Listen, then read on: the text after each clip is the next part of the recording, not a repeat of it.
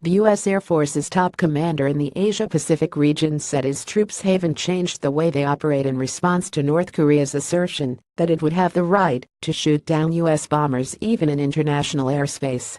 U.S. Pacific Air Force's Commander Gen. Terrence O'Shaughnessy told the Associated Press that flying or sailing anywhere international law allows is an important part of the law-based international order. He said all nations need to abide by the rules that have underpinned the region's prosperity for decades.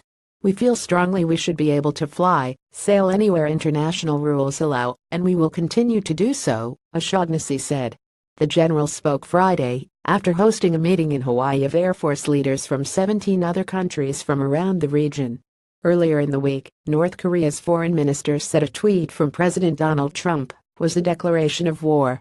Ri Yong-ho said that under the UN Charter, North Korea has the right to self-defense and every right to take countermeasures, including the right to shoot down the United States strategic bombers, even when they're not yet inside the airspace border of our country. The White House said the U.S. hadn't declared war on North Korea. Trump had tweeted that North Korea's leadership led by Kim Jong-un won't be around much longer. The U.S. flies bombers, escorted by fighter jets, to the Korean peninsula for routine exercises and for show-of-force missions aimed at demonstrating its military capabilities to North Korea. Many of the flights are in response to the North's ballistic missile launches. The bombers take off from Guam, where the U.S. has been rotating fleets of B-2 stealth bombers, B-1 and B-52 bombers since 2004. O'Shaughnessy said he told the other Air Force leaders in Hawaii about the missions and got their feedback. He said there was growing concern among his counterparts about how North Korea's testing of nuclear weapons and missiles would affect the region and globe.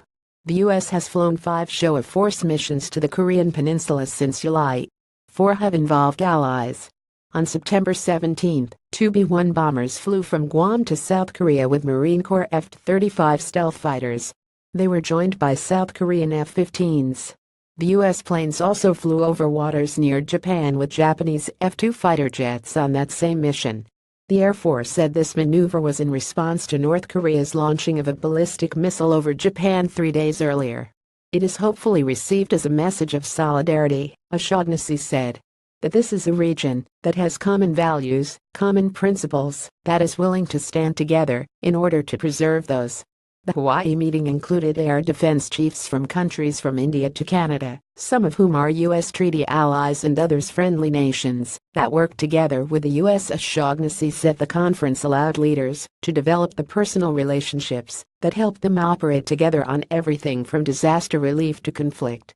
Follow Audrey McAvoy on Twitter at twitter.com@audreymcavoy.